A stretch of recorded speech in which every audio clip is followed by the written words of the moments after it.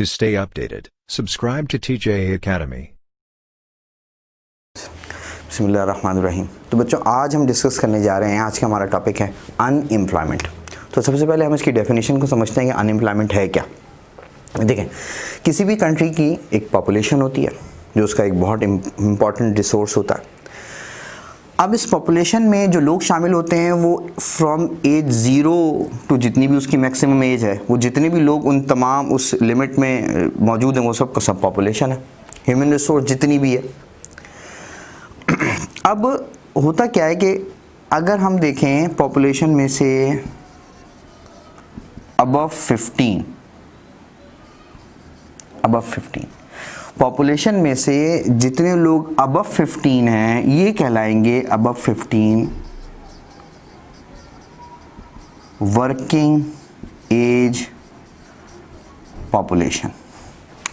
जो भी अबव 15 है वो कहलाएंगे वर्किंग एज पॉपुलेशन। अच्छा, ये तो हो गई वर्किंग एज पॉपुलेशन। अब इस वर्किंग एज को फिर हम स्प्लिट करेंगे willing and able to work,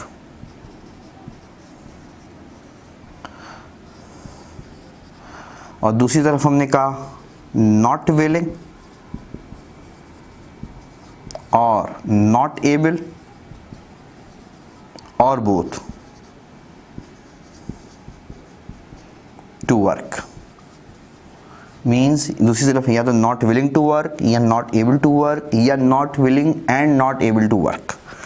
तो सबसे पहले हमने कहा ये हमारे पास पॉपुलेशन है, अगर वो अबव 15 है तो वो हमारी कहलाएगी वर्किंग एज पॉपुलेशन। उस वर्किंग एज पॉपुलेशन से हमने ये देखा कि हमारे पास कुछ लोग हैं जो willing and able to work हैं, कुछ हैं विलिंग नहीं है या एबल नहीं है या दोनों नहीं है। तो जो हमारे पास willing and able to work working age population का वो हिस्सा जो है willing and able to work, ये कहलाता है लेबर फोर्स।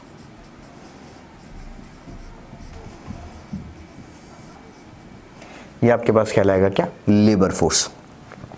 अब फिर इस लेबर फोर्स में से, यानी लेबर फोर्स वो लोग हैं जो कि विलिंग भी हैं और एबल टू वर्क भी हैं। अब इनमें से कुछ लोग वर्किंग होंगे, कुछ लोग नॉट वर्किंग होंगे।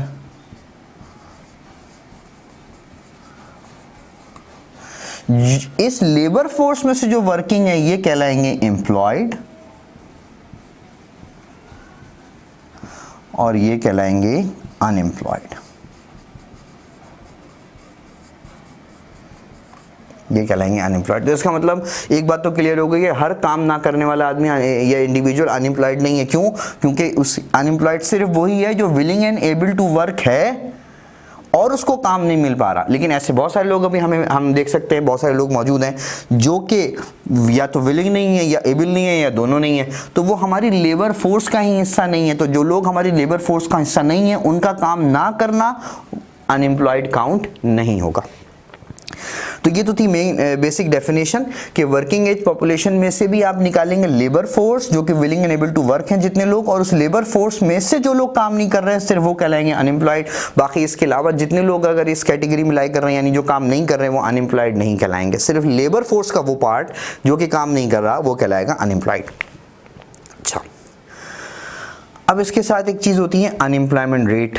कि अनएम्प्लॉयमेंट रेट क्या होता है? अनएम्प्लॉयमेंट रेट, अनएम्प्लॉयमेंट रेट है आपके पास unemployment divide by total labour force multiply by 100। यानी अनएम्प्लॉयमेंट किसका परसेंट, किसका, लेबर फोर्स का, टोटल लेबर फोर्स। इसको 100 से मल्टीप्लाई करेंगे तो जो चीज आपके पास आंसर आएगा ये आपके पास कहलाएगा अनएम्प्लॉयमेंट रेट, अनएम्प्लॉयमेंट रेट। अच्छा, अब ये तो थी बेसिक डेफिनेशन। अब इसके बाद हम थोड़ा सा डिस्कस करेंगे कि टाइप्स ऑफ अनएम्प्लॉयमेंट, कितनी तरह की अनएम्प्लॉयमेंट एग्जिस्ट करती हैं। अच्छा, तो अब देखते हैं टाइप्स ऑफ अनएम्प्लॉयमेंट। दो मेन टाइप्स हैं अनएम्प्लॉयमेंट की। Number 1 frictional unemployment and second one is structural unemployment. अच्छा, अब ये फ्रिक्शनल अनएम्प्लॉयमेंट क्या होती है? देखें, फ्रिक्शनल अनएम्प्लॉयमेंट को आप कहते हैं between the jobs. Between the jobs यानी आपने कोई जॉब क्विट की, आपको वो वेज कॉम्पिटिटिव नहीं दे रहे थे या कोई और वजह थी, आपने अपनी विल से वो जॉब क्विट की और ज्वाइनिंग से पहले तक क्विट टू ज्वाइन, ये जो अरसा आप अनएम्प्लॉयड रहेंगे, ये कौन सी अनएम्प्लॉयमेंट कहलाएगी? Frictional unemployment. और ये प्रोसेस इकोनॉमी में हर वक्त किसी ना किसी एक्सटेंट तक मौजूद रहता है कि कोई भी इंडिविजुअल हो वो जॉब स्विच कर रहा हो और नई जॉब फाइंड कर रहा हो। इसके अलावा जो फर्स्ट टाइम जॉब सर्च कर रहे हैं, फॉर एग्जाम्पल ग्रेजुएशन कंप्लीट हुई, डिग्री मिली, अब जॉब सर्चिंग पे जा रहे हैं। अब जॉब सर्चिंग उनके लिए फॉरन ही चीज़ अवेलेबल नहीं होगी, हो सकता है जॉब अवेलेबल हो, उनकी कंपिटिटिव ना हो, सैलरीज उनके अकॉर्डिंग ना मिल रही हो। तो इसलिए जो फर्स्ट टाइम जॉब, वो जो ड्यूरिंग है कि डिग्री लेने वाला टाइम और जॉब ज्वाइन करने वाला, ये जो बीच का टाइम वो अनएम्प्लॉयड रहेंगे, वो भी किसका हिस्सा कराएगा? फ्रिक्शनल अनएम्प्लॉयमेंट का। दूसरी तरफ आ जाए स्ट्रक्चरल अनएम्प्लॉयमेंट। स्ट्रक्चरल अनएम्प्लॉयमेंट का बेसिक रीज़न होता है टेक्नोलॉजिकल प्रोग्रेस।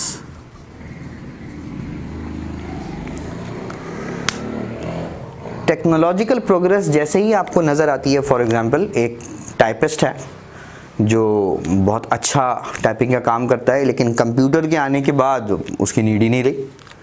हालांकि वो स्किल्ड है, वो अनस्किल्ड नहीं है, लेकिन जब कंप्यूटर्स वर्किंग में आए और कंप्यूटर ने फिर इस तरह के बहुत सारे लोगों की डिमांड को ख़त्म कर दिया, तो हुआ क्या कि ये भी अनएम्प्लॉयड हो गए। लेकिन अब ये इसलिए नहीं हुआ कि इनके पास स्किल नहीं थी, ये स्किल्स मिसमैच है। टेक्नोलॉजिकल प्रोग्रेस की वजह से होता क्या है कि मिसमैच ऑफ स्किल्स नज़र आती हैं।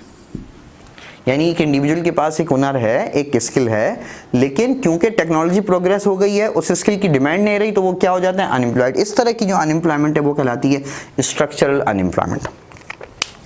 अब यहाँ पर एक बात ध्यान में रखें कि इकोनॉमी में फ्रिक्शनल और स्ट्रक्चरल इन दोनों को मिलाकर कुछ ना कुछ लोग अनएम्प्लॉयड हमेशा ही नजर आएंगे। पास्ट एक्सपीरियंसेस ये इसी तरह की बातें लिटरेचर में भी मौजूद है। और जो केस ने इन चीज़ों का एक्सप्लेन करने की कोशिश की थी डिप्रेशन के केस में, वहाँ भी उसने ये कहा था कि कुछ ना कुछ चीज़ें मौजूद हैं, जो एक्सपीरियंस और पास्ट डेटा जो कहता है वो ये कह रहा है कि फ्रिक्शनल और स्ट्रक्चरल अनएम्प्लॉयमेंट की जो टाइप्स हैं ये किसी ना किसी एक्सटेंट तक इकोनॉमी में हमेशा प्रिवेल करेंगी। और उसका परसेंटेज जो यूएस के लिए एक्सटेंड किया गया था, डिटरमिन किया गया था, वो क्या था? 5%। तो ये वाला जो अनएम्प्लॉयमेंट रेट है जो कि इकोनॉमी में हर सूरत में मौजूद रहेगा फ्रिक्शनल और स्ट्रक्चरल की फॉर्म में, ये कहलाता है नेचुरल रेट ऑफ अनएम्प्लॉयमेंट।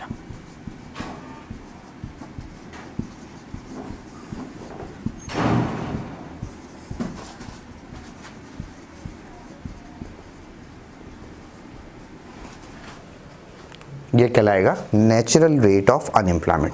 अच्छा, इसका मतलब ये हुआ जब ये हमेशा ही अनएम्प्लॉयमेंट रहेगी तो कभी भी 100% अनएम्प्लॉयमेंट नहीं होगी। Natural rate of unemployment. अच्छा, इसका मतलब 100% अगर इकोनॉमी में एम्प्लॉयमेंट है तो 5% नेचुरल रेट हमेशा ही एग्जिस्ट करेगा, तो कभी भी इकोनॉमी में 100% एम्प्लॉयमेंट नहीं रहेगी। तो इसका मतलब अगर मैं इस 100 में से 5% को निकाल दूं तो क्या बनेगा? 95%। तो याद रखिएगा कि किसी भी इकोनॉमी में अगर 95% एम्प्लॉयमेंट है तो आप इस 95% एम्प्लॉयमेंट को कहते हैं फुल एम्प्लॉयमेंट। इस 95% एम्प्लॉयमेंट को कहते हैं फुल एम्प्लॉयमेंट। और इस वक्त फुल एम्प्लॉयमेंट में जो आउटपुट प्रोड्यूस कर रहे होंगे वो आपको पता है वो क्या कहलाएगा? Potential output. यही वो आउटपुट है जो आप प्रोड्यूस कर रहे हैं। तो ये तो था हमारे पास फ्रिक्शनल और स्ट्रक्चरल अनएम्प्लॉयमेंट।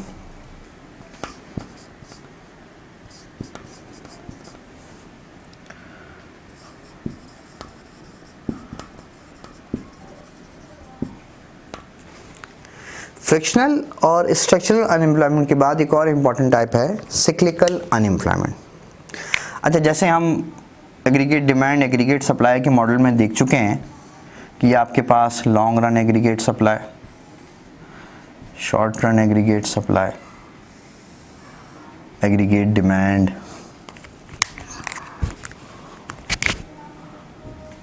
Price, output. ये इस वक्त full employment level of output है क्योंकि लॉन्ग रन पर मौजूद है, और ये पोटेंशियल आउटपुट है। डेफिशिएंसी ऑफ डिमांड एग्जिस्ट कर रही है, किसी भी वजह से डिमांड की डेफिशिएंसी हुई और आउटपुट यहाँ पर आ गया। अब ये जो आउटपुट का गैप है, यानी ये एक्चुअल आउटपुट है, ये पोटेंशियल आउटपुट है, और एक्चुअल आउटपुट ऐसा है कि पोटेंशियल से कम है। तो जब आप पोटेंशियल पे प्रोड्यूस ही नहीं कर रहे, इसका मतलब है आपकी जो एम्प्लॉयमेंट है वो फुल एम्प्लॉयमेंट कंसिडर नहीं होगी। अब ये जो अनएम्प्लॉयमेंट है, ये जो अनएम्प्लॉयमेंट है, अब ये स्ट्रक्चरल के बढ़ने की वजह से भी हो सकती है, यानी टेक्नोलॉजिकल प्रोग्रेस इतनी ज़्यादा हो गई जिसकी वजह से अनएम्प्लॉयमेंट ज़्यादा बढ़ गई, नेचुरल रेट से भी ज़्यादा बढ़ती हुई नज़र आ रही है। लोगों ने ज़्यादा जॉब क्विट करना शुरू कर दी, अनएम्प्लॉयड ग्रेजुएट आपके पास बहुत ज़्यादा नज़र आने शुरू हो गए, तो लोगों के पास अनएम्प्लॉयमेंट उस पर्टिकुलर नेचुरल रेट से ज़्यादा होगी। हो सकता है वो फ्रिक्शनल वाले हिस्से की वजह से ही ज़्यादा बढ़ने की वजह से हो, स्ट्रक्चरल के ज़्यादा बढ़ने की वजह से हो, लेकिन जब वो नेचुरल रेट से बढ़ जाती है अनएम्प्लॉयमेंट, तो वो कहलाती है cyclical unemployment, when actual is greater than natural। यानी फॉर एग्जांपल नेचुरल रेट है 5% और एक्चुअल जो अनएम्प्लॉयमेंट नज़र आ रही है वो 9%, तो इसका मतलब है इनका जब मैं डिफरेंस लूँगा तो आपके पास आंसर आएगा कितना, 4%। ये आपके पास क्या कहलाएगी, सिक्लिकल अनएम्प्लॉयमेंट। अच्छा, अब यहाँ पर कुछ कॉन्सेप्ट देखें, ये मेन टाइप्स यही हैं, फ्रिक्शनल अनएम्प्लॉयमेंट, स्ट्रक्चरल अनएम्प्लॉयमेंट और सिक्लिकल अनएम्प्लॉयमेंट। अब इसी के अंदर डिफरेंट टाइप्स हैं। अब जैसे स्ट्रक्चरल अनएम्प्लॉयमेंट है, यानी टेक्नोलॉजी प्रोग्रेस हुई, एक रीज़न ये।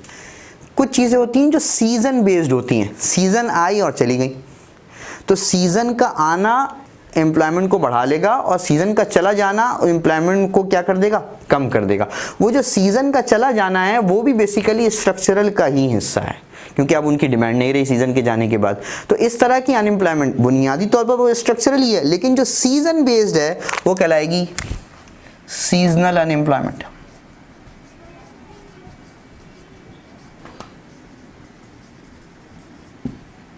Seasonal unemployment.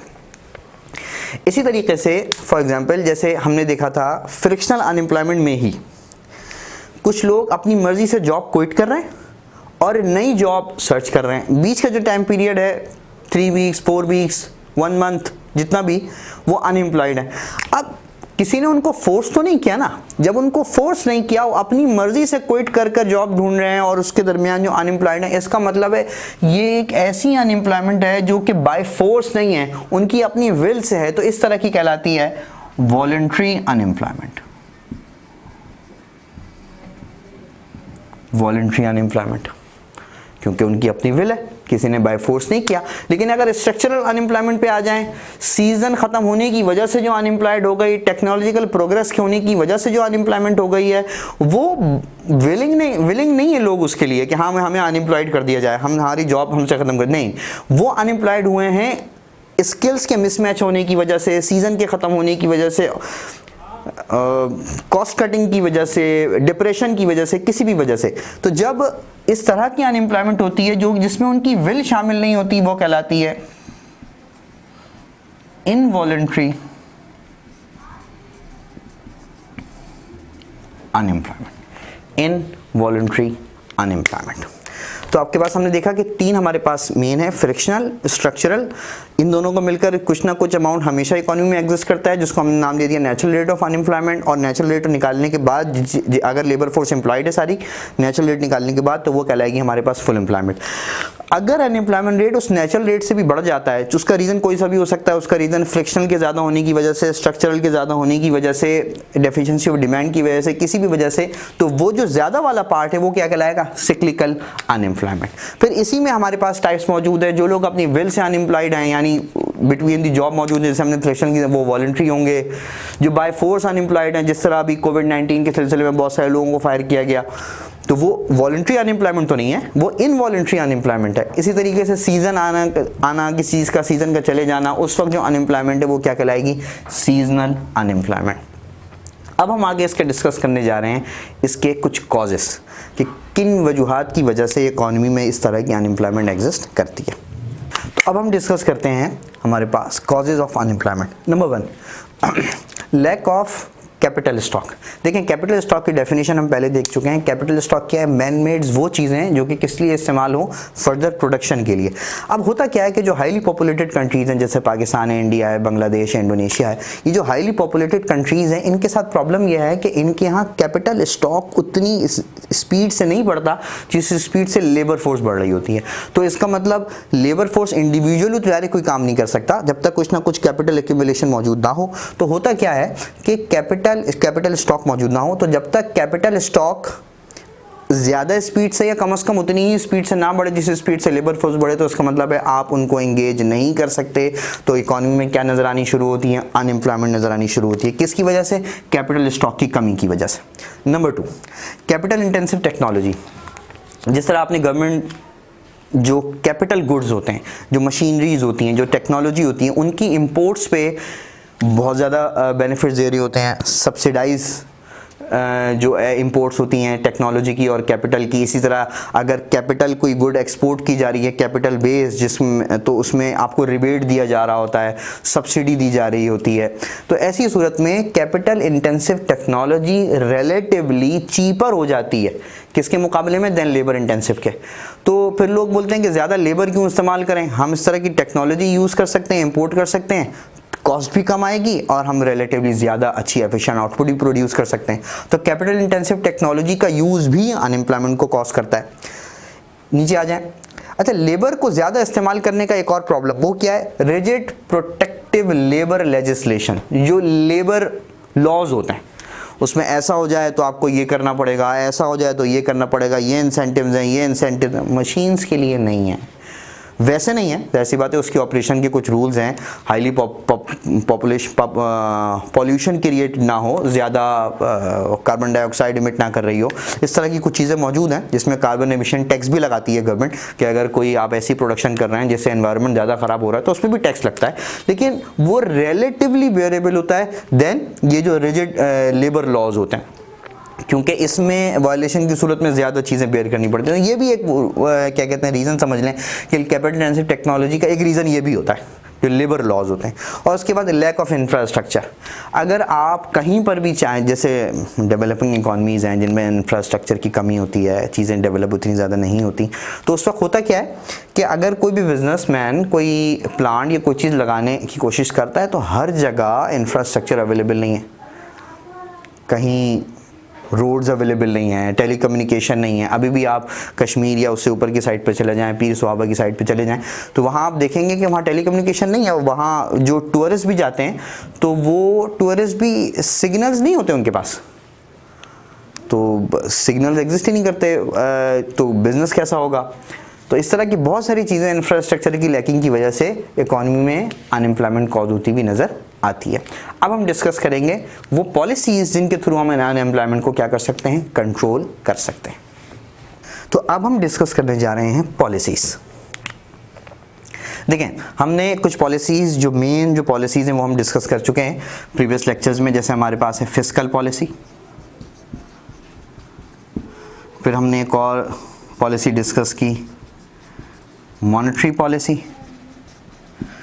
फिर हमने एक और पॉलिसी डिस्कस की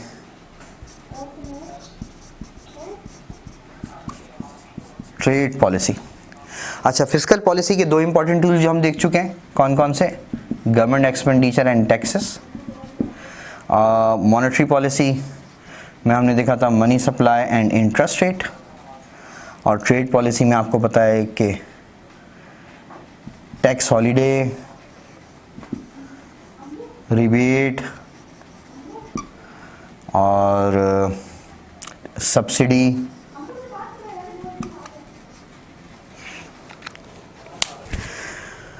तो पॉलिसीज़ में देखें गवर्नमेंट एक्सपेंडिचर और टैक्सेस, जो रिक्वायर्ड एरियाज़ हैं जिनमें टेक्नोलॉजिकल प्रोग्रेस चाहिए, जिसमें इन्वेस्टमेंट रिक्वायर्ड है, जो एम्प्लॉयमेंट जनरेट कर सकती है, तो गवर्नमेंट अपने एक्सपेंडिचर से उन एरियाज़ को कवर कर सकती है। साथ साथ जो लेबर इंटेंसिव टेक्नोलॉजी यूज़ कर रहे हैं जो या जो लेबर एबेंडेंट जो प्रोडक्शंस हैं जिनमें लेबर ज़्यादा इस्तेमाल होती है, वहाँ आप टैक्सेस को कम करें, जिसकी वजह से वहाँ पर एम्प्लॉयमेंट, उनकी कॉस्ट ऑफ प्रोडक्शन कम होगी, वहाँ पे एम्प्लॉयमेंट बढ़ने का काम हो सकता है। फिर इस तरीके से मॉनेटरी पॉलिसी आप देखें, मनी सप्लाई और इंटरेस्ट रेट को अगर कम किया जाए, क्वालिटेटिव या क्वांटिटेटिव दोनों, यानी जनरलाइज इंटरेस्ट रेट कम कर दिया जाए तब भी इन्वेस्टमेंट में इजाफा होगा। और अगर पर्टिकुलर स्पेसिफिक जैसे एग्रीकल्चरल साइड पर, अगर एग्रीकल्चरल साइड पर आपने कहा कि अगर आपको लोन प्रोवाइड करना है या आपको वहाँ इन्वेस्टमेंट बढ़ानी है तो central bank specific qualitative monetary policy इस्तेमाल करते हुए इंटरेस्ट रेट को कम कर देगा। अगर वहाँ आपने इन्वेस्टमेंट करनी है तो आपको लो इंटरेस्ट रेट पे लोन अवेलेबल हो जाएगा। इसी तरीके से आपने ट्रेड पॉलिसी में आपने टैक्स हॉलीडेज प्रोवाइड कर दें जिससे उनकी प्रोडक्शन, उनकी कॉस्ट ऑफ प्रोडक्शन कम होगी, वो अपनी प्रोडक्शन को ज़्यादा करेंगे। टैक्स हॉलीडे दे सकते हैं, रिबेट दे सकते हैं, सब्सिडी दी जा सकती है। तो यही वो इंडिकेटर्स हैं। उनके अलावा और भी इंडिकेटर्स हो सकते हैं जिनके थ्रू आप अगर एप्रोप्रिएट पॉलिसीज़ इस्तेमाल करें, एप्रोप्रिएट टाइम पे इस्तेमाल करें, एप्रोप्रिएट सेक्टर को यूटिलाइज करते हुए इस्तेमाल करें तो फिर आप अनएम्प्लॉयमेंट में कमी ला सकते हैं, specially in are developing economies. तो ये तो था हमारे पास अनएम्प्लॉयमेंट और उसके कॉजेज़, उसकी पॉलिसीज़ हमने डिस्कस की। तो आई होप ये वीडियो आपको पसंद आई होगी। अगर ये चीज़ें आपको समझ में आई, ये वीडियो आपको पसंद आए तो इसको लाइक करें, शेयर करें, हमारे चैनल को सब्सक्राइब करें और बेल आइकन पर ज़रूर क्लिक करें।